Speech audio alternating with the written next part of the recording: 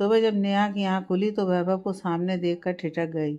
उसकी नज़र वैभव के चेहरे पर पड़ी। बेड के पास चेयर पर बैठा वैभव नींद में बहुत ही मासूम लग रहा था।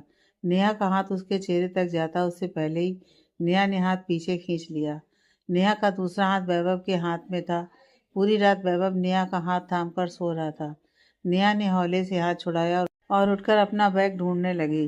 बैग ढूंढते हुए गलती से एक तस्वीर गिर गई, जिसकी आवाज़ से वैभव उठ गया। पीछे मुड़कर नेहा को देखा तो जल्दी से नेहा के हाथ से कांच का टुकड़ा लेकर, तुम्हें छोड़ो, लग जाएगी तुम्हें, उठो। नेहा को पकड़कर बेड पर बिठा दिया और खुद कांच साफ करने लगा। नेहा वैभव का चेहरा देख रही थी। बिखरे बाल, सूनी आंखें, बड़ी हुई सेब। न जाने कितने दिनों से वैभव का यही हाल था। हंसना मुस्कुराना तो वो जैसे भूल ही गया था। नेहा उसके पास जाकर, क्या कर रहे हो वैभव, छोड़ो, तुम्हें भी लग सकती है। पर वैभव ने नहीं सुना तो नेहा भी कांच के टुकड़े उठाने लगी। तभी नेहा को कांच लगने से खून आने लगा। उंगली कट गई। वैभव ने जल्दी से उसे उठाया और उसकी उंगली पर पट्टी करने लगा। कहा था ना, लग जाएगी। पर तुम सुनती कब हो, हमेशा अपने दिल की ही करती हो। नेहा चुपचाप उसकी बातें सुन रही थी, पर वैभव ने नेहा को कसकर गले लगा लिया। मुझे माफ़ कर दो नेहा, मैंने तुम्हें बहुत तकलीफ़ दी है, हमेशा दर्द ही दिया। तुमने बचपन से लेकर आज तक सिर्फ मेरा साथ दिया और मैं तुम्हारा प्यार समझ ही नहीं पाया, कभी एहसास ही नहीं कर पाया कि तुम मुझे। बोलते हुए वैभव के आंसू नेहा का कंधा भिगो रहे थे। नेहा भी फपक पड़ी।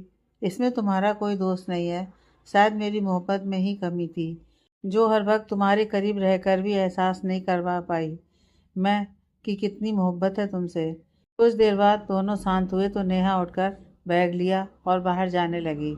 वैभव नेहा से, कहाँ जा रही हो? पीजी में जा रही हूँ वैभव, नेहा ने बिना वैभव की तरफ देखे कहा। तुम यहीं रहोगी, कहीं नहीं जाओगी, समझी तुम? वैभव ने नेहा को अपनी ओर घुमाकर कहा। नहीं वैभव, मैं नहीं रह सकती यहाँ, मुझे जाना है बस, नेहा ने हाथ छुड़ाकर कहा। वैभव नेहा की कलाई पकड़कर, एक बार कहा ना, कहीं नहीं जाओगी तुम, समझी? कहीं नहीं, यहीं रहोगी। तुम जो सोच रही हो सब समझ रहा हूँ मैं, कुछ नहीं बदला है। नहीं वैभव, कुछ भी पहले जैसा नहीं है, सब बदल गया। मेरे इजहार ने सब बदल दिया। पहले तुमसे गले मिलने में भी कोई झिझक नहीं थी, पर अब मेरे इजहार ने हमारी दोस्ती ख़त्म कर दी। तुमसे नजरें नहीं मिला सकती मैं, हिम्मत नहीं बची अब। कुछ भी नहीं बदला, ना दोस्ती ना प्यार। तुम आज भी मेरी दोस्त हो और तुम यहीं रहोगी। जानता हूँ प्यार नहीं करता तुमसे, पर तुम्हारी जगह क्या है मेरी ज़िंदगी में ये तुमसे बेहतर कोई नहीं समझ सकता। तुम इस घर में रहोगी मेरी बचपन की दोस्त और जीवन साथी बनकर। शादी करोगी मुझसे? नेहा कुछ भी रिएक्ट नहीं कर पाई, उसे कुछ समझ नहीं आ रहा था। वैभव का शादी की बात करना नेहा को हमदर्दी लग रहा था।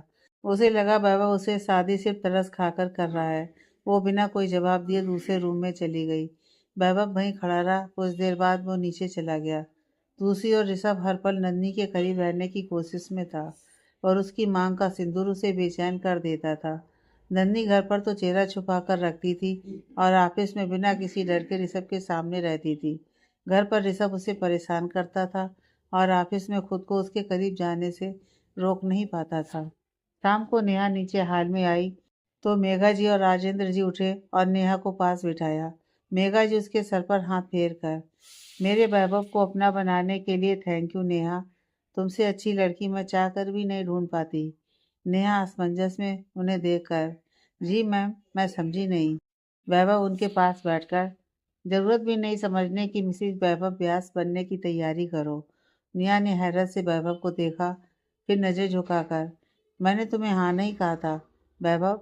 नहीं कहा तो अब कह दो, राजेंद्र जी ने कहा। नहीं सर, मैं हाँ नहीं कह सकती, क्योंकि मैं जानती हूँ वैभव, यह सिर्फ मेरे इजहार की वजह से कहीं मेरा दिल ना टूटे इसलिए मुझसे शादी करना चाहता है, पर मेरा दिल बहुत पहले टूट चुका है। वैभव, तुम अब जोड़ नहीं सकते।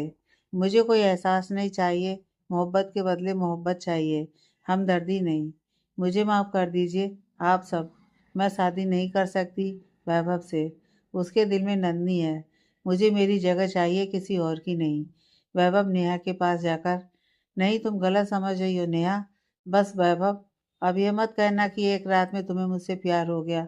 अगर ऐसा है तो नन्ही की कसम खाकर कहो कि तुम्हें मुझसे प्यार है। वैभव कुछ बोल नहीं पाया। सर नीचे झुका लिया।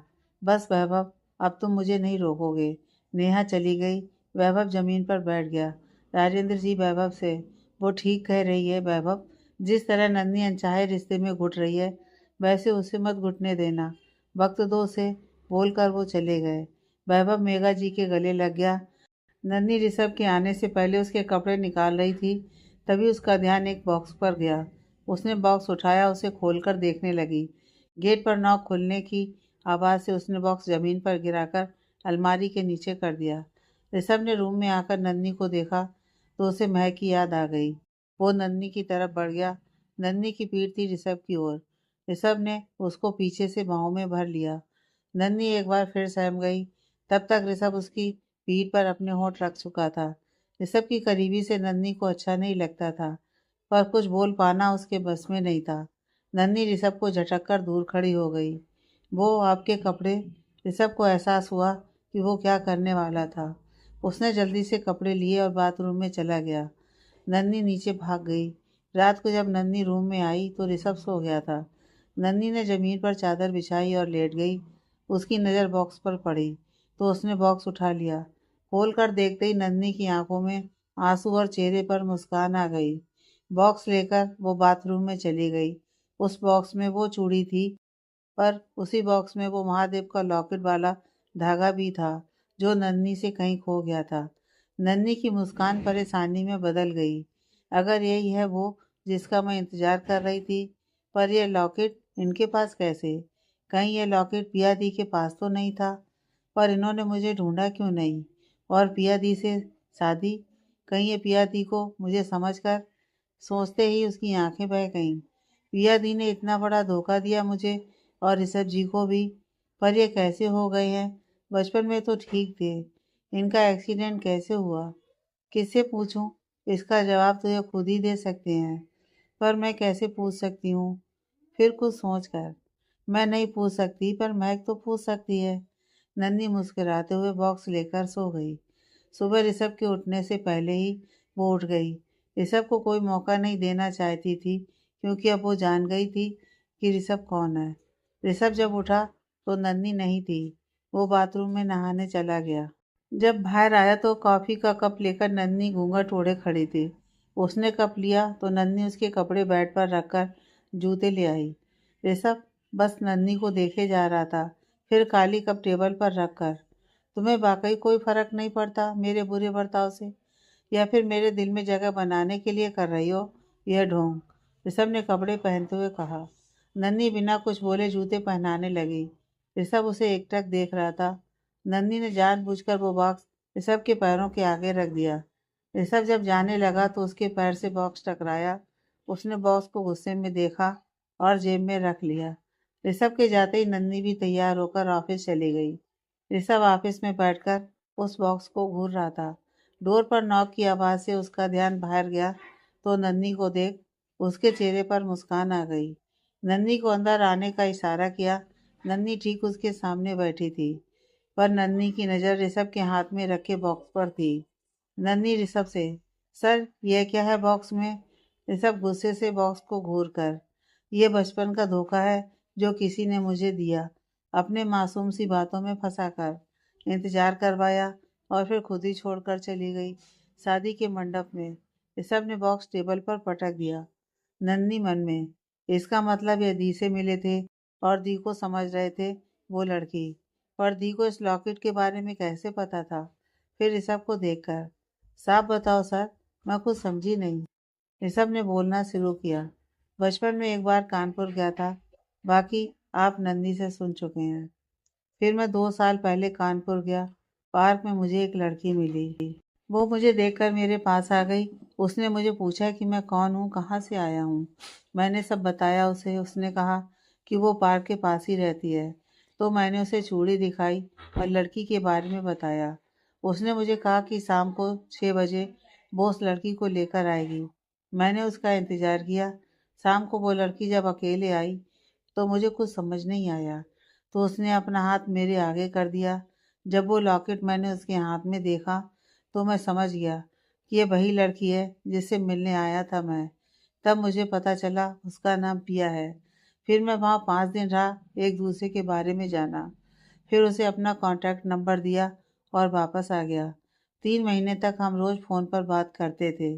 कब प्यार हुआ और कब मैंने शादी का फ़ैसला कर लिया, उसके घर वाले भी शादी को तैयार थे।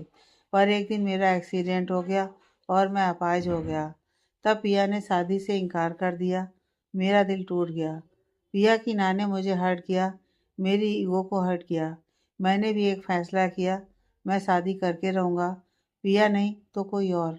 राधिका भाभी की बहन आसना मेरी दोस्त थी। हम कॉलेज में साथ पढ़ते थे। जब मैंने उसे शादी के लिए कहा तो उसने अपने बर्थडे पार्टी वाले दिन मुझे अपाहिज कहकर बेइज्जत कर दिया। एक बार फिर मेरे अपाहिज होने की वजह से आसना ने भी मुझसे इनकार कर दिया। तब मैं सबसे दूर हो गया, अकेले रहने लगा, खुद को काम में झोंक दिया। पर एक दिन राधिका का रिश्ता मेरे लिए आ गया। पर मैं राधिका से शादी नहीं करना चाहता था। पर राधिका के पिता मेरे पापा के दोस्त थे। बचपन से राधिका मेरे प्रति आकर्षित थी। मुझे इस बात का पता नहीं था। मेरी ना की वजह से राधिका की शादी अहम से हो गई। एक दिन मुझे पिया का फ़ोन आया। उसने मुझसे माफ़ी मांगी और मुझे शादी करने के लिए कहा। मैंने 5 दिन में शादी करने के लिए सबको मना लिया। पर पिया मंडप से फिर भाग गई और उसकी जगह उसकी बहन की शादी हो गई मुझसे, जिसकी मैं शक्ल भी नहीं देखना चाहता। बोलते बोलते ऋषभ की आंखें गुस्से में लाल हो गईं।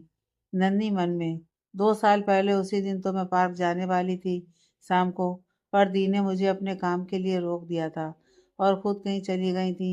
मेरे रूम में कुछ ढूंढ भी रही थी। मतलब उस दिन दी लॉकेट ढूंढ रही थी और ऋषभ जी से मिलने गई थी। उसी दिन दी ने मुझे कानपुर छोड़कर जाने के लिए भी कहा था। हे महादेव, यह सब दी ने क्यों किया? और किया तो ऋषभ जी से शादी क्यों नहीं की? क्यों अपनी जगह मुझे मंडप में भेज दिया? अब दी कहाँ है? मुझे तो कुछ समझ नहीं आ रहा। शायद इसी वजह से राधिका भाभी मुझसे नफरत करती हैं, क्योंकि वो ऋषभ जी से शादी करना चाहती थी। नन्ही अपनी उधेड़-बुन में लगी थी।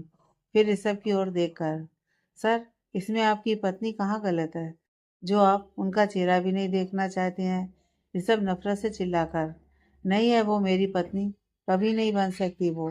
फिर नन्ही को कमर से पकड़कर अपने करीब करके, तुम भी तो शादीशुदा हो, पत्नी हो किसी की, क्यों मेरे करीब रहती हो तुम? कहीं तुम अपने पति को छोड़कर मुझ में तो इंटरेस्ट नहीं ले रही? नन्ही खुद को छुड़ाने की कोशिश कर रही थी, पर ऋषभ की पकड़ मजबूत थी। नन्ही डर से आंखें बंद करके, मुझे छोड़िए सर, यह क्या कर रहे हैं आप? क्यों? तुम भी तो यही चाहती हो, तभी तो जिस दिन से मिली हो मेरे सामने आ जाती हो और पढ़ाई छोड़कर यहाँ काम करने आ गई। नहीं सर, आप गलत समझ रहे हैं, मुझे छोड़ दीजिए। ऋषभ नन्ही का चेहरा पकड़कर अपने होंठ उसके होंठों के करीब ले जाकर, तभी नन्ही उसे जोर से धक्का देती है। ऋषभ लड़खड़ा जाता है। नन्ही बाहर जाने लगी, पर ऋषभ ने उसका दुपट्टा खींच लिया। नन्ही दोनों हाथ अपने सीने से समेटे, चेहरा दूसरी तरफ किए बस रो रही थी। ऋषभ ने उसे पीछे से बाहों में भर लिया और गर्दन पर अपने होंठ रख दिए। नन्ही उसे फिर से धक्का दिया और अपना दुपट्टा लिए भाग गई। नन्ही ऑफिस से निकलकर घर भाग गई। पैदल ही चलकर घर पहुंची, सीधा रूम में जाकर डोर बंद किया और दरवाजे से लगकर ही रोने लगी। मैं सोच भी नहीं सकती थी आप ऐसे होगे। बचपन से जिसका इंतजार किया, जिसे मिलने को हर पल महादेव से दुआ मांगी, अपनी निगाहों में जिसकी तस्वीर संभाली, वो ऐसा होगा, यह तो कभी सोचा ही नहीं था। अच्छा हुआ दी मिल गई आपसे मुझसे पहले, वरना आपका ये रूप शायद कभी देख ना पाती मैं। नहीं जान पाती किस तरह के इंसान हैं आप। मेरे साथ आप ये सब करते हैं। घर पर मैं सहती हूँ, क्योंकि दिल तोड़ा है आपका दी ने। इसलिए आप जो भी करते हैं मैं ऐतराज़ नहीं करती। पति हो मेरे, हक है मुझ पर आपका। मेरे जिस्म पर, मेरी रूह पर हक है आपका। पर इस तरह यह जानते हुए कि आपके ऑफिस में काम करने वाली लड़की किसी की अमानत है, किसी की पत्नी है, आप उसके साथ भी वही सब। घिन आती है मुझे आपसे, नफरत होती है आपसे। नहीं सहन कर सकती मैं ये सब। हर औरत को आप सिर्फ हवस की नज़र से देखें, नहीं बर्दाश्त कर सकती मैं ये सब। बचपन के प्यार का ये घिनौना रूप नहीं देख सकती मैं, कभी नहीं, कभी नहीं। नन्ही अपने बालों में उंगलियां फंसाकर चीख पड़ी थी। थोड़ी देर बाद फिर कुछ सोचकर, अब मुझे आपके सामने आना होगा, बताना होगा आपको कि हर औरत खिलौना नहीं है, कि मर्द कुछ भी करे, औरत चुपचाप सहे। हरगिज नहीं। अब मैं यह घूंघट जल्द उठा दूंगी। ऋषभ राय, बहुत जल्दी आपके स्वरूप को देखकर नफरत है मुझे आपसे। ऋषभ ऑफिस में बैठकर जो भी है उसके बारे में सोच रहा था। फिर मन में, ये क्या किया तूने ऋषभ, वो अब कभी ऑफिस नहीं आएगी। क्यों बेकाबू हो जाता है तू उसके सामने, ये जानते हुए कि वो किसी और की है। फिर भी यह हरकत की तूने। माफ़ी मांगनी होगी उससे, वरना बहुत दूर चली जाएगी वो तुझसे। नहीं, मैं उसे खुद के करीब रखूंगा, कहीं नहीं जाने दूंगा। मुझे उससे मिलकर माफ़ी मांगनी होगी। ये सब गाड़ी की चाबी उठाकर चला गया। नन्ही किसी सोच में गुम थी, तभी उसका फ़ोन बजा। फ़ोन उठाते ही दूसरी तरफ से कही गई बात सुन नन्ही लड़खड़ा गई। फिर संभल कर, मैं अभी आती हूँ बोलकर घर से बाहर चली गई। नेहा कॉलेज से जल्दी से निकल रही थी। बाहर ऋषभ को देखकर उसके कदम ठिठक गए। ऋषभ नेहा की ओर बढ़ा तो नेहा जाने लगी। ऋषभ उसे आवाज़ देकर, रुक जाओ मिस नेहा, मुझे आपसे बात करनी है। नेहा रुककर, देखिए सर, मैं बहुत जल्दी में हूँ, बाद में बात करूँगी। पर मुझे बहुत ज़रूरी बात करनी है, आपकी दोस्त महक के बारे में। ऋषभ ने उसके सामने आकर कहा। सर, मुझे इस वक्त महक के बारे में कुछ नहीं पता, प्लीज़ मेरा रास्ता छोड़ दीजिए। ये सब उसके सामने ही खड़े रहकर, देखिए मिस नेहा, मैं महक व्यास से मिलना चाहता हूँ। वो मेरे ऑफिस में काम करती है। मुझे उनका घर का पता चाहिए। मैं जानता हूँ वो वैभव व्यास की पत्नी है, पर शायद उनके साथ नहीं रहती। मैं वैभव व्यास के घर जा सकता हूँ, पर वो साथ नहीं रहती, तो उनके घर ना जाकर आपके पास आया हूँ। मुझे उनसे मिलना है।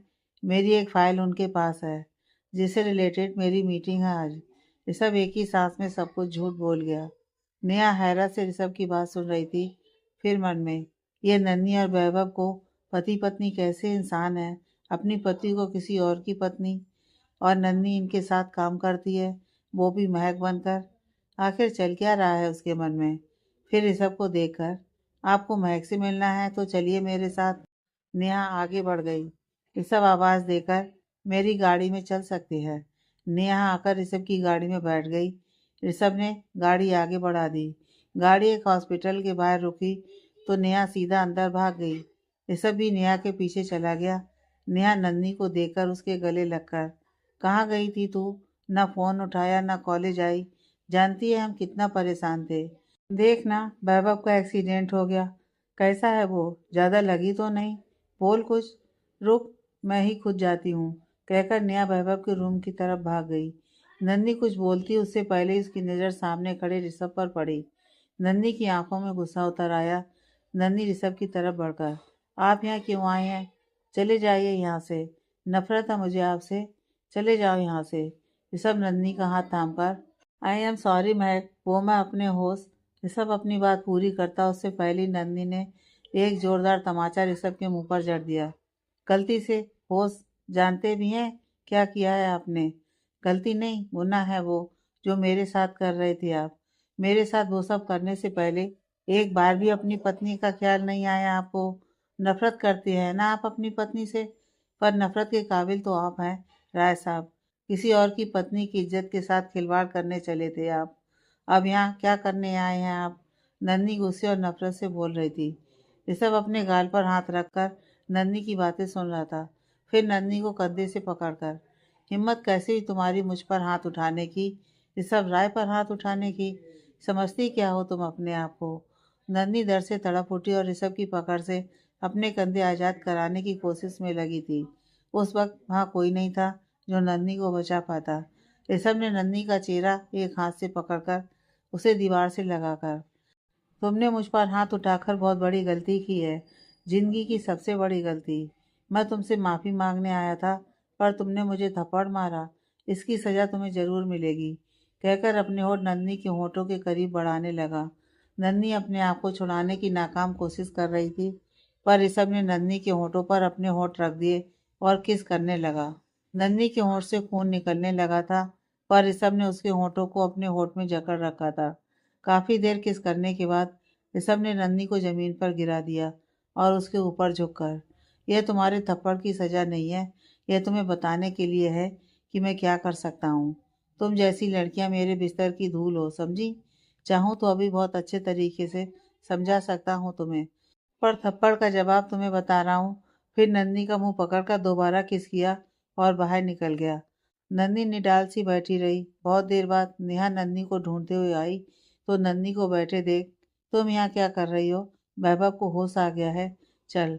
जब नन्नी नहीं उठी तो नेहा उसके पास बैठकर उसका चेहरा ऊपर कर देखा तो नन्नी के होंठ से खून देखकर चौंक कर, यह क्या, किसने किया?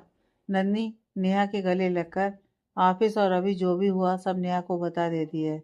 नेहा कुछ बोलती उससे पहले पीछे खड़े वैभव ने गुस्से से मुट्ठियां भींचकर जोर से चिल्लाया, ऋषभ राय! वैभव नन्नी के पास आया और उसे अपनी बाहों में भर लिया। कुछ देर गले लगने के बाद नन्नी को अलग करके नन्नी को पास पड़े बेंच पर बैठा दिया और अपनी जेब में से रुमाल निकालकर नन्नी के होंठ से निकला खून साफ करने लगा। फिर नन्नी से, क्यों सह रही हो यह सब? क्यों जवाब नहीं देती उसको? तुम्हें इस तरह देखकर मैं टूट रहा हूँ नन्नी, मर रहा हूँ मैं पल पल। जिस तरह मुझे दूर कर रही हो खुद से, तुम उसको दूर क्यों नहीं करती खुद से? मुझे कसम दी थी ना तुमसे दूर रहने की, पर मेरी तकलीफ सुन, मेरे एक्सीडेंट के बारे में सुन दौड़ी चली आई। वैसे ही वापस आ जाओ हमारी ज़िंदगी में।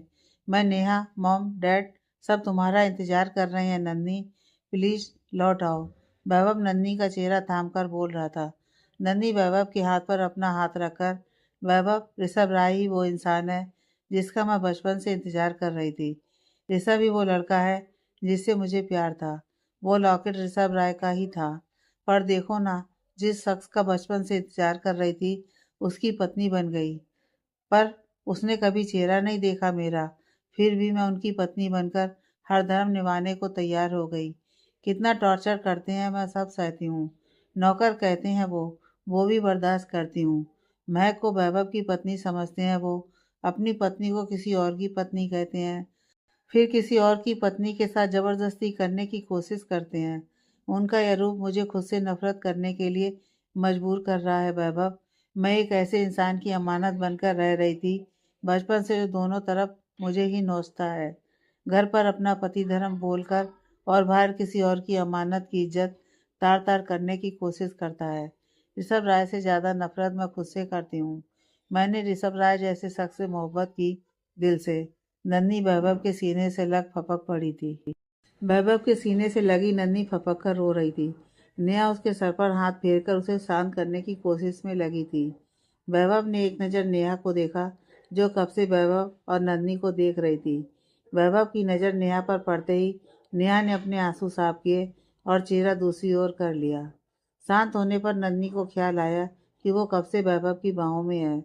नन्ही ने झट से उठकर अपने आंसू साफ किए और वैभव को देखने लगी। वैभव भी उठते हुए, क्या हुआ नन्ही? नन्ही परेशान सी, वैभव तुम्हारा एक्सीडेंट कैसे हुआ? तुम्हें कितनी चोट लगी है? तुम बाहर क्यों आए? तुम्हें आराम करना चाहिए। फिर वैभव का हाथ थाम कर, चलो, नन्ही रूम की तरफ जाने लगी। वैभव दूसरे हाथ से नन्ही के हाथ को पकड़कर, मैं ठीक हूँ नन्ही, छोटा सा एक्सीडेंट था, ज़्यादा नहीं लगी, चलो घर चलते हैं। फिर मेघा जी और राजेंद्र जी को देखकर, मॉम डैड कहिए इसे मैं ठीक हूँ, डॉक्टर ने कहा है मैं घर जा सकता हूँ। मेघा जी नन्ही के पास आकर, सॉरी बेटा मैं अकेले यहाँ घबरा गई थी, जल्दीबाजी में तुम्हें फ़ोन कर दिया, पर डॉक्टर ने कहा है कि वैभव ठीक है। मॉम की बात का यकीन है ना तुम्हें? तो अब चलें, वैभव ने कहा और सब हॉस्पिटल से बाहर आ गए। अपना ख्याल रखना वैभव, और मॉम मेरी ज़रूरत हो तो मुझे फ़ोन कर देना आप। अब मुझे जाना होगा, नेहा ने कहा और जाने लगी। तो नन्ही उसका हाथ थाम कर, तू कहीं नहीं जाएगी, मुझे बात करनी है आप सबसे। सब वैभव के घर पहुँचे। घर पहुँचकर राजेंद्र जी नन्ही से, नन्ही बेटा क्या बात है और ये चोट कैसे लगी तुम्हें? नन्ही को ऋषभ का किस करना याद आ गया। वो सर, मैं, नन्ही हड़बड़ा गई। नेहा नन्ही को पानी का गिलास देकर, बैठ जाओ पहले पानी पी लो। नन्ही ने एक घूंट में सारा पानी खत्म किया और सबके सामने बैठकर, मुझे आपको बताना है ऋषभ राय वैभव को मेरे पति समझते हैं और उनको लगता है मैं और वैभव शादी होने के बाद भी अलग रहते हैं, इसलिए उन्होंने मेरे साथ बदतमीजी की। मैं अब उनके सामने आना चाहती हूँ, उनको बताना चाहती हूँ कि जिसके साथ उन्होंने ऐसी घिनौनी हरकत करने की कोशिश की वो उनकी खुद की पत्नी है। हम जानते हैं बेटा, नेहा हमें बता चुकी है सब। और नन्ही, तुम एक ऐसे इंसान के साथ रहना चाहती हो जो तुम्हारी इज्जत नहीं करता, प्यार नहीं करता। तुम्हें नहीं जाना चाहिए वहाँ। अगर सच जानकर वो तुम्हें और तकलीफ पहुंचा सकता है। राजेंद्र जी ने चिंता व्यक्त करते हुए कहा। मेघा जी नन्ही का हाथ पकड़कर, ये ठीक कह रहे हैं बेटा, तुम वहाँ नहीं जाओगी, मैं तुम्हें नहीं जाने दूंगी वहाँ। वो कुछ नहीं कर पाएंगे मैम, मैं उनके साथ नहीं रहना चाहती अब, मैं उनसे तलाक लेना चाहती हूँ, नन्ही ने दृढ़ता से कहा। तुम सच में तलाक लेना चाहती हो नन्ही? नेहा ने परेशानी में कहा। हाँ नेहा, नन्ही उसके साथ नहीं रहेगी, कभी नहीं। फिर नन्ही की ओर जाकर, और तुम आज ही उस ऋषभ राय को बताओगी कि तुम कौन हो। चलो अभी मैं चलता हूँ तुम्हारे साथ। नहीं वैभव, ये लड़ाई मेरी है और मैं इसे अकेले ही लड़ना चाहती हूँ। पर नन्ही तुम अकेले उसके सामने? हाँ वैभव, मैं अकेले ही उसका सामना करूंगी, नन्ही ने कहा और चली गई। नेहा भी उसके पीछे चली आई। बाहर आकर नेहा नन्ही के पीछे से आवाज देती है। नन्ही रुक कर, मैं पहले ही कह चुकी हूँ नेहा, मैं अकेली ही जाऊंगी, तुम चिंता मत करो, जब भी जरूरत हुई मैं खुद तुम्हें बता दूंगी। नन्ही इतना कहकर चली गई। नेहा भी मन महसूस कर रह गई। राय मेंशन। ऋषभ गुस्से में घर पहुंचा। राधिका को देख एक पल के लिए वो ठिठक गया। राधिका और अहम बाहर जा रहे थे। अयम ने भी एक नज़र ऋषभ को देखा और राधिका का हाथ थाम निकल गया। वैभव उनको जाते देखा और अपने रूम की ओर चला गया। भाई राधिका अयम का हाथ झटक कर, समझते क्या हो तुम खुद को? कितनी बार कहा है, ये शादी मेरी मर्जी से नहीं हुई है, समझे? यूँ सबके सामने हक जताने की कोई ज़रूरत नहीं है। दोबारा हाथ मत लगाना मुझे, वरना वरना क्या? पापा से कहोगी तुम? भूलो मत, तुम्हारे पापा की पसंद हूँ मैं, उन्होंने मुझे चुना है तुम्हारे लिए, क्योंकि प्यार करता हूँ तुमसे। पर तुम क्या जानो प्यार क्या होता है, और तुम दुनिया के सामने वाइफ हो मेरी, तुम्हारा हाथ थाम सकता हूँ मैं, समझी? और अगर तुमने कुछ भी ऐसा वैसा किया तो बता दूंगा तुम्हारे पिताजी को, उनकी बेटी की असलियत, फिर एक फूटी कौड़ी नहीं मिलेगी तुम्हें। मैं बर्दाश्त करता हूँ तुम्हारी बदतमीजी, इसका फ़ायदा मत उठाओ। प्यार करता हूँ तुम्हें, वरना कब का निकाल दिया होता अपनी ज़िंदगी से। यू ब्लडी लूजर, तुम क्या समझते हो मेरी मजबूरी का फ़ायदा उठाकर मुझसे शादी कर ली तो मैं तुम्हें प्यार करूंगी? तुम्हारी नज़र मेरी दौलत पर थी मिस्टर अहम राय, इसलिए तुमने ऋषभ के इनकार पर मेरे पापा की तबीयत बिगड़ने का फ़ायदा उठाकर मेरे पापा को झूठा प्यार दिखाकर मुझसे शादी कर ली। पर तुम मेरी दौलत से प्यार करते हो। अहम राधिका को कमर से पकड़कर करीब करके, तुम जो भी समझो मुझे फ़र्क नहीं पड़ता, क्योंकि जिस तरह तुम्हारी सोच है उसके मुताबिक ही तुम समझना चाहती हो, और तुम्हें अपनी चाहत का यकीन दिलाने में मुझे कोई दिलचस्पी नहीं है। अब चलो, वरना अपने पापा को तुम जवाब दोगी कि हम लेट क्यों हुए। फिर एक झटके में राधिका को छोड़कर अहम ड्राइविंग सीट पर बैठ गया और गाड़ी स्टार्ट कर दी। राधिका भी गुस्से से पैर पटक कर गाड़ी में बैठ गई। ऋषभ रूम में पहुंचा तो उसने चारों तरफ नजर घुमाई, पर जब नंदी को रूम में कहीं नहीं पाया तो मन में, ये कहाँ गई, शायद नीचे होगी, पर मैं उसे क्यों ढूंढ रहा हूँ, वो कहीं भी हो मुझे क्या। फिर से झटक कर खिड़की के पास आकर अपने पॉकेट से सिगरेट निकाली और मुंह में रख ली। थोड़ी देर पहले हॉस्पिटल में जो हुआ ऋषभ की आंखों के सामने किसी रील की तरह चलने लगा। तुम्हें तो मैं छोड़ूंगा नहीं महक, तुमने मुझ पर हाथ उठाया, वो किस तो सिर्फ ट्रेलर था, तुम्हें ऐसी सजा दूंगा तुम्हारी रूह भी कांप जाएगी। फिर कुछ सोचकर खुद से, वो हॉस्पिटल में क्या कर रही थी? ऐसा क्या हुआ होगा जो उसे हॉस्पिटल जाना पड़ा? फिर से ऋषभ को नन्ही का थप्पड़ याद आ गया। गुस्से में उसकी बॉडी की नसें तन गईं। राधिका और अहम की गाड़ी सहाय हाउस के बाहर रुकी। राधिका गाड़ी से निकलकर अंदर भागी और हॉल में बैठे विराज सहाय को देखकर भागकर उनके गले लग गई। सहाय जी, कैसा है मेरा बच्चा, और अहम बेटा कहाँ है? मैं यहाँ हूँ पापा जी, अहम ने आकर उनके पैर छुए और उनके गले लग गया। गले लगते ही राधिका और अहम के हाथ सहाय जी की पीठ पर थे। राधिका ने अपना हाथ छुड़ा लिया। कैसे हो बेटा? सहाय जी ने अहम से पूछा। मैं ठीक हूँ पापा जी, आप कैसे हैं? अचानक मिलने बुला लिया, सब ठीक है ना? अहम ने गंभीर होकर कहा। सब ठीक है बेटा, बस मिलने का मन किया तो बुला लिया, राधिका को मिस कर रहा था बहुत। पर आपने ही तो कहा था कि मैं जब भी आऊँ अपने पति के साथ आऊँ, आपके फरमान के चलते मैं नहीं आती, और आपके चहेते दामाद के पास वक्त ही नहीं होता है मुझे यहाँ लाने की। आपकी जिद की वजह से पास रहते हुए भी मैं कितने टाइम बाद आपसे मिलती हूँ, और जब याद आती है तो मुझे छोड़कर अपने दामाद को कहते हैं, मुझसे कहते तो मैं खुद आ जाती, राधिका ने साय जी से नाराजगी जताते हुए कहा, तुम नहीं समझोगी बच्चा, मैं तुम दोनों को साथ देखना चाहता हूँ हमेशा। छोड़ो, चलो पहले नाश्ता कर लो। नाश्ते के बाद राधिका अपने रूम में चली गई और हम सहाय जी के पास बैठ गया। अहम बेटा, मैं चाहता हूँ कि मैं सारी प्रॉपर्टी अब तुम्हारे नाम कर दूँ और खुद इस जिम्मेदारी से मुक्त हो जाऊँ। नहीं पापा जी, मैं ये नहीं ले सकता। आप राधिका के नाम पर सब करें। तुम जानते हो बेटा, जिस दिन सब उसके नाम हो जाएगा, वो एक पल में तुमसे रिश्ता तोड़ देगी और मैं उसे सिर्फ तुम्हारे हाथों सौंप कर जाना चाहता हूँ। जानता हूँ पापा जी, पर आपको कुछ नहीं होगा। आप ठीक हो जाएंगे और मैं उसको खुद से दूर कभी नहीं जाने दूंगा। अहम ने साय जी का हाथ अपने हाथ में लेकर कहा, पर बेटा, मैंने ये बिल बना दी है। मुझे कुछ हो जाए तो सब कुछ राधिका के नाम तब तक रहेगा जब तक वो तुम्हारी पत्नी है। तुम्हें छोड़ने के बाद ये सारी दौलत तुम्हारी हो जाएगी। पर यह सब क्यों पापा जी? आपकी सारी संपत्ति पर राधिका का हक है, मेरा नहीं। और राधिका पर सिर्फ तुम्हारा हक है। तुम मना नहीं करोगे? राधिका की कसम तुम्हें और उसे नहीं बताओगे? वादा करो तुम राधिका का साथ कभी नहीं छोड़ोगे, हमेशा उसके साथ रहोगे। मैं वादा करता हूँ, किसी भी हालत में मैं राधिका का साथ कभी नहीं छोड़ूंगा। ऊपर खड़ी राधिका ने उनकी सारी बातें सुन ली और गुस्से से वापस चली गई।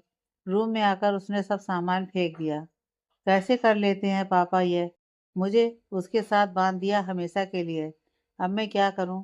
मुझे किसी भी कीमत पर सारी प्रॉपर्टी अपने नाम करवानी होगी, किसी भी हालत में। नन्ही घर पहुंची तो ऋषभ की गाड़ी से वो अंदाजा लगा चुकी थी कि ऋषभ घर पर है। वो गुस्से में अंदर चली गई। साधना हाल में बैठी रीना जी के साथ कुछ साड़ियां देख रही थी। नन्ही को देखकर, नन्ही अच्छा हुआ तुम आ गई, अपने लिए साड़ी पसंद करो। नन्ही अपने गुस्से को दबाकर उनके पास आकर, मेरे पास है भाभी, आप अपने लिए देख लो, मैं आपकी हेल्प कर देती हूँ। तो तुम क्या पहनोगी कल? रीना जी ने नन्ही से पूछा। कल? कल क्या है मॉम? कल साधना और परम की एनिवर्सरी है, घर में पार्टी है बहू, तभी साड़ी पसंद करने के लिए कहा तुमसे। रीना जी ने एक साड़ी नन्ही को देकर कहा। नन्ही ने एक साड़ी उठाई और कहा, ये मेरे लिए ले लीजिए। साड़ी का कलर कल पार्टी में बताऊंगी। साधना साड़ी देखकर, वाह क्या पसंद है, तुम पर खूब जचेगी। नन्ही हल्की सी मुस्कान के साथ साड़ियां देखने लगी। थोड़ी देर बाद नन्ही अपने रूम में न जाकर दूसरे रूम में चली गई। रूम में पहुंचकर दरवाजा बंद कर घुटनों में सर देकर रो पड़ी। क्यों महादेव, ये सब क्यों? मैंने तो कोई उम्मीद नहीं लगाई थी। फिर ये सजा क्यों? क्या बिगाड़ा है मैंने किसी का? क्यों मुझे ही हर दर्द हर तकलीफ का सामना करना पड़ता है? फिर आंसू पोंछ कर, मैं नहीं रह सकती, यहाँ दम घुटता है मेरा यहाँ। कल मैं ऋषभ जी के सामने आऊंगी अपनी असली पहचान के साथ, और कल का दिन आखिरी होगा मेरा इस घर में। चली जाऊंगी यहाँ से बहुत दूर, सबसे दूर। फिर चेंज करके ऋषभ के रूम में आई तो ऋषभ को देखकर घूंघट कर लिया। ऋषभ आवाज सुनकर, कहाँ थी तुम? वो मैं किचन में थी, नंदी ने धीरे से कहा। जाओ मेरे लिए कॉफ़ी लेकर आओ। जी, अभी लाई। थोड़ी देर में नन्ही कॉफ़ी लेकर आई और ऋषभ की तरफ बढ़ा दी। ऋषभ ने कॉफ़ी के कप के साथ नन्ही का हाथ पकड़ लिया, फिर एक झटके में छोड़कर दूर चला गया। फिर नन्ही को देखकर, तुम जाओ और रूम में मत आना, मैं अलोन रहना चाहता हूँ। नन्ही सर झुकाकर चली गई। ऋषभ अपने हाथ की ओर देखकर, यह कैसे हो सकता है? मुझे आज ऐसा लगा कि मैं महक को छू रहा हूँ। फिर से झटक कर कॉफ़ी पीने लगा। रात को सब डिनर कर चुके थे। राधिका और अहम भी राधिका के घर से डिनर करके लौटे। राधिका सबको नज़रअंदाज करके रूम में चली गई। अहम अंदर आया तो परम के पास आकर, सॉरी भाई, मैं ऑफिस नहीं आ पाया, पापा जी के साथ था। परम अहम का कंधा थपथपाकर, कोई बात नहीं, वो भी ज़रूरी है, उनकी तरफ जिम्मेदारी है तुम्हारी। कैसे हैं अंकल? पापा जी अब ठीक है भाई। कब तक तुम भी ऐसी ज़िंदगी जीते रहोगे अहम? परम ने कहा तो अहम को सबके चेहरे पर सवाल नजर आए। मैं जानता हूँ आप सब क्या कहना चाहते हैं, पर मैं उसे मजबूर नहीं कर सकता और मेरे प्यार को वो समझती नहीं। अपनी ओर से मैं हर कमी को पूरा करने की कोशिश करता हूँ, पर वो एक कदम भी नहीं बढ़ना चाहती है और ना यहाँ से दूर जाना चाहती है। ऋषभ भाई से मुझे कोई गिला नहीं है, वो अपना जगह सही थे, पर मुझे उसे मजबूर नहीं करना चाहिए था। आज वो मेरे प्यार को दौलत का लालच समझती है और मैं चाह कर भी यकीन नहीं करा पाता उसे अपनी मोहब्बत का। बोलते बोलते उसकी आंखों में नमी उतर आई। परम उसे गले लगाकर, सब ठीक हो जाएगा, अहम, उसे वक्त दो, कल पार्टी है घर में, अंकल जी को इनवाइट किया? साधना ने माहौल देखकर बात को बदलते हुए कहा। अहम साधना की ओर देखकर, जी भाभी, वो कल जरूर आएंगे। शिव जी, रीना जी से, आपने नन्ही बहू के मायके वालों से कहा आने को? रीना जी उदासी से, ऋषभ का नन्ही की तरफ बर्ताव देखकर वो बहुत दुखी हो जाएंगे, इसलिए मैंने उन्हें नहीं कहा। एक बार दोनों का रिश्ता सुधर जाए, फिर नन्ही और ऋषभ की एनिवर्सरी पर उनको जरूर बुलाएंगे। नन्ही ने जब सुना तो सर झुकाकर वहां से चली गई।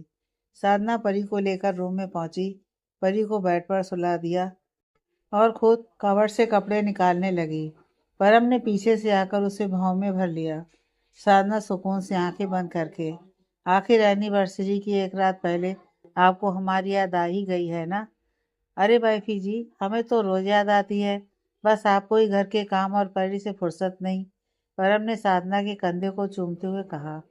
अच्छा जी, अब ये दोस्त भी हमारा है। आप तो बिजी रहते हैं ऑफिस में, हर वक्त काम काम, और हम घर में लगे रहते हैं। साधना ने खुद को छुड़ाकर दूर जाते हुए कहा।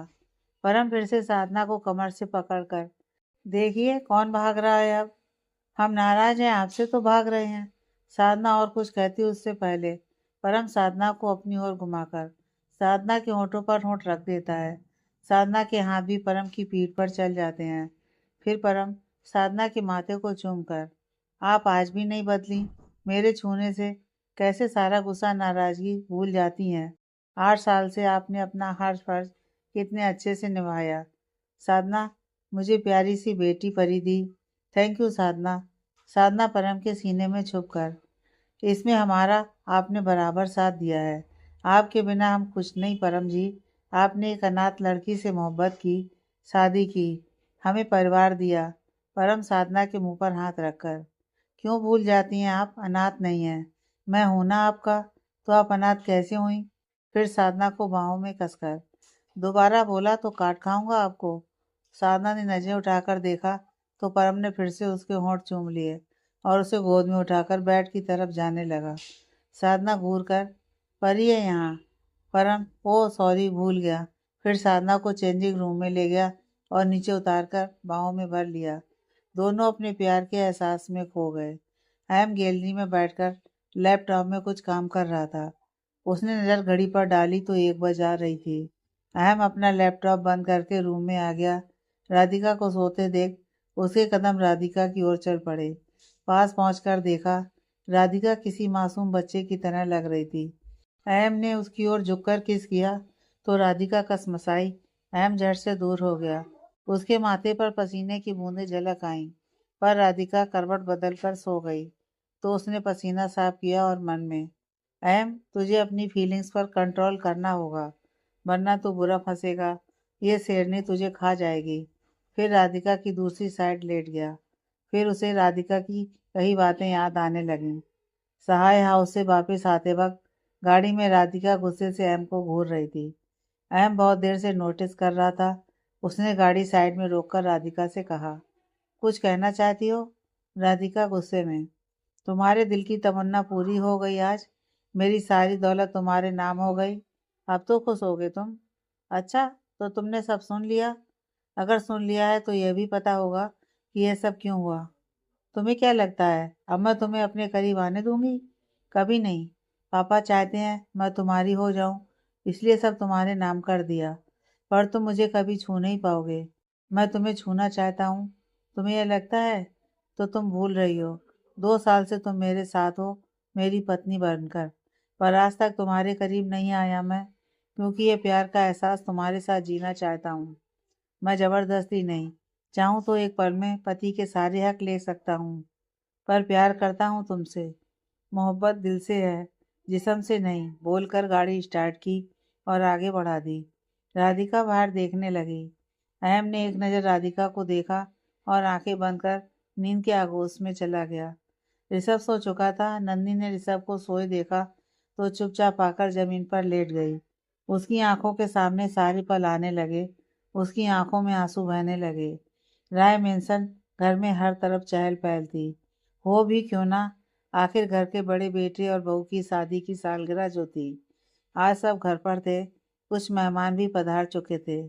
लेडीज अलग और जेंट्स अलग बैठकर बातें कर रहे थे, कुछ खा पी रहे थे।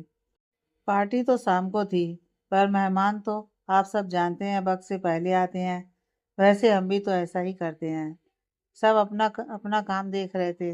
अहम परी के साथ था। साधना भी काम में व्यस्त थी। परम आज भी एक मीटिंग में था, जिससे साधना का मुंह गुब्बारे की तरह फूला हुआ था। यह बात सब नोटिस कर रहे थे। मिस्टर और मिसेस राय सब मेहमानों के साथ थे। हमेशा की तरह राधिका और ऋषभ अपने अपने रूम में थे। मिसेस राय नन्नी को बुलाकर सबसे परिचय करवाती हैं। फिर नन्नी साधना के पास चली जाती है। साधना का उदास चेहरा देखकर नन्ही साधना से, भाई आ जाएंगे भाभी, आप क्यों अपना मूड खराब कर रही हैं? देखो ना नन्ही, मैंने उनसे कहा था आज के दिन काम नहीं, पर मेरी बात कभी समझते ही नहीं। नन्ही के कुछ बोलने से पहले रोहन और आन्या आकर नन्ही और साधना के गले लग जाते हैं। आन्या साधना को अलग करके, आपकी भाषा में आपको बधाई हो भाभी, शादी की सालगिरह बहुत बहुत मुबारक हो। धन्यवाद नन्नत जी, आपके बिना घर सूना लगता है हमें। रोहन भी मुबारकबाद देकर नन्ही और साधना के पांव छूता है। साधना और नन्ही से मिलकर रोहन और आन्या बाकी सबसे मिलने चले जाते हैं। तभी दरवाजे पर परम अंदर आते हुए साधना को देख हल्के से मुस्कुरा देता है, पर साधना उसे इग्नोर करके चली जाती है। परम नन्ही को इशारे में पूछता है, क्या हुआ? तो नन्ही भी अपने कंधे उचका देती है। परम नामे से रिलाकर साधना के पीछे चला जाता है। साधना रूम में आकर चेहरा दूसरी तरफ किए खड़ी थी। परम ने आकर पीछे से उसे हक किया। साधना खुद को छुड़ाते हुए, क्यों आए आप? रहते काम में व्यस्त। मेरी कहाँ कदर है आपको? आज के दिन भी आप सुबह ही चले गए। हमें बात नहीं करनी आपसे। क्यों बात नहीं करनी जान? आपके लिए ही तो करता हूँ काम, ताकि आपको दुनिया की हर खुशी दे सकूं। पर आप कहती हैं तो आज के बाद काम बंद और बीवी की सेवा शुरू। बस बस, बातें बनाना तो कोई आपसे सीखे। बातें नहीं, प्यार करना सीखे। परम साधना को अपनी ओर करके गले लगाकर कहता है। साधना के हाथ भी परम की पीठ पर चले गए। साधना परम से अलग होकर, चलिए तैयार हो जाइए आप, मैं परी को तैयार कर दूं। परम साधना को कमर से पकड़कर, और आप? पहले आप और परी, फिर मैं, कहकर परी को लेने चली जाती है। परम मुस्कुराकर, ठीक से नाराज होना भी नहीं आता, 1 मिनट में मान भी गई। आपके बिना मैं अधूरा हूँ साधना। और फिर अपने कपड़े लेकर बाथरूम में चला गया। ऋषभ रूम में अभी भी सोया था। नन्ही ने रूम में आकर ऋषभ को सोते हुए देखा और फिर कबर्ड से उसके कपड़े निकाल कर रख दिए और जाने लगी। तभी ऋषभ की आवाज़ उसके कानों में पड़ी। उसके कदम जम गए। तुम आज की इस पार्टी में शामिल नहीं हो सकती। तुम यहीं रहोगी रूम में। इस पार्टी में सब होंगे, हमारे बिजनेस के रिलेटेड लोग भी आएंगे। इसलिए बेहतर होगा तुम किसी के सामने ना आओ, वरना वो सब सवाल करेंगे तुम्हारे घूंघट को लेकर। और जिस पल तुम्हारा चेहरा मेरी आंखों के सामने आ गया, वो पल इस घर में आखिरी पल होगा तुम्हारा। समझी? यह सब ऋषभ नन्ही के करीब आकर उसे भाव में भरकर उसकी पीठ पर अपने होंठ चलाते हुए बोल रहा था। एक बार नन्ही उसकी इस हरकत से फिर कांप गई थी। उसने अपने होंठ भींच रखे थे और मुट्ठी कसी हुई थी। ऋषभ नन्ही को झटके से छोड़ा तो वो जमीन पर गिर गई। ऋषभ उसके हाथ को अपने पैर के नीचे मसलकर बाथरूम में चला गया। भाई नन्ही आंखों में आंसू लिए अपने हाथ को दबा रही थी। ऋषभ बाहर आया और तैयार होने लगा। फिर नन्ही से कहा, आई होप तुम्हें समझ आ गया होगा, और नीचे चला गया। शाम का समय, गैलरी में खड़ी नन्ही बाहर लॉन में देख रही थी। कितना खूबसूरत लग रहा था सब। हर जगह वाइट और रेड पर्दे और फूलों से डेकोरेट की गई थी। लाल और सफ़ेद फूलों और रंग बिरंगी लाइटों से सारा लॉन जगमगा रहा था। एक और खाने का इंतजाम किया गया था। जेंट्स के लिए कोने पर बार भी बनाया गया था। स्टेज पर बड़े से बोर्ड पर रेड हार्ट में बड़े बड़े अक्षरों से साधना और परम का नाम लिखा था। नन्ही सब देखकर खो गई थी। 7 बज गए। पार्टी में मेहमान आने शुरू हो गए। मिस्टर एंड मिसेस राय सबका स्वागत कर रहे थे। धीमा सा म्यूजिक भी बज रहा था। रोहन और आन्या भी अपने फ्रेंड में बिजी थे। साया जी को आते देखकर अहम भी उनकी ओर बढ़ गया। पैर छूकर उनका हाथ थामकर ले आया। सहाय जी ने पूछा, बेटा राधिका कहाँ है?